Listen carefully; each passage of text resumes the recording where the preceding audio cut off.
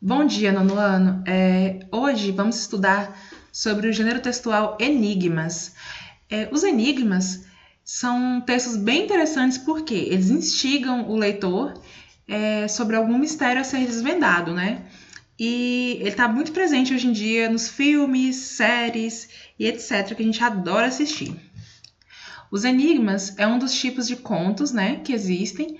Dessa forma, apresentam ao leitor, no início, informações sobre o tempo e o espaço da narrativa, né? Já que ele é um tipo de conto, a gente lembra que a gente estudou, né, nos anos anteriores, que o tempo e o espaço é importante nesse gênero.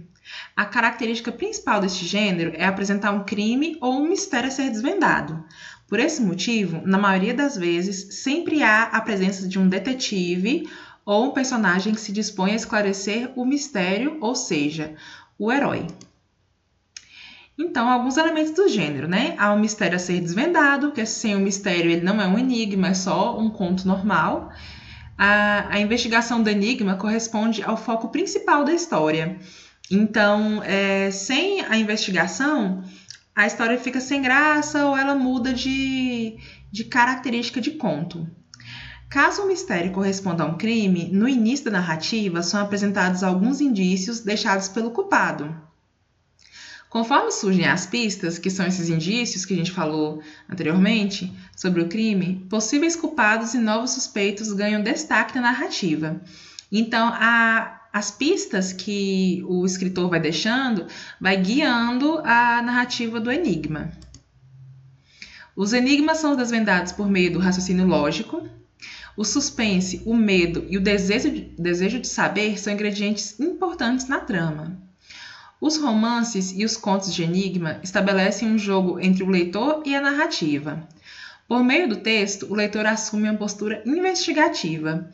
Então, como nós já estudamos sobre narrador, o narrador ele assume um jogo, né, com o leitor e vai colocando pistas. Então, você acaba se colocando no lugar do detetive e fica mais interessado em resolver esse enigma.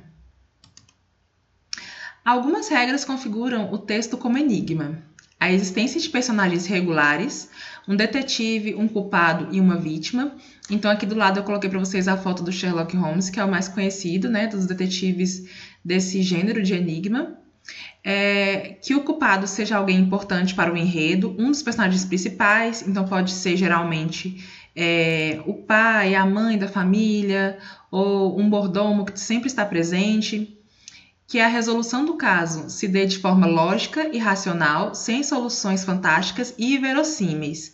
Então, quando eu digo sem soluções fantásticas e verossímeis, são coisas assim, fora da realidade de acontecer. E verossímil é uma coisa que não existe, é uma coisa que é mentirosa.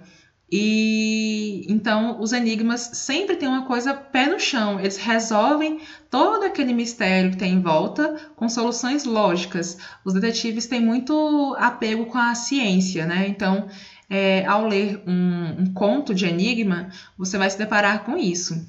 Coisas que podem provar com fatos, tá? E não haver análises psicológicas. O narrador dos enigmas, ele não entra dentro do sentimento, da mente do personagem. É tudo aquilo que aparece de fato na história. Então, não entra nenhuma parte dessa, tá? Então, a atividade de hoje é a seguinte: faça um mapa mental sobre o conteúdo, que é bem curtinho, é bem fácil de fazer. Então, o prazo da devolutiva é hoje até às 5 horas. Depois disso, eu não vou aceitar mais. E a devolutiva será a chamada da aula de hoje, tá? A devolutiva somente pela plataforma. É isso. Se vocês tiverem dúvida, vocês podem me procurar pelo WhatsApp. E ao longo da semana, a gente vai desenvolver mais esse gênero. Boa aula para vocês!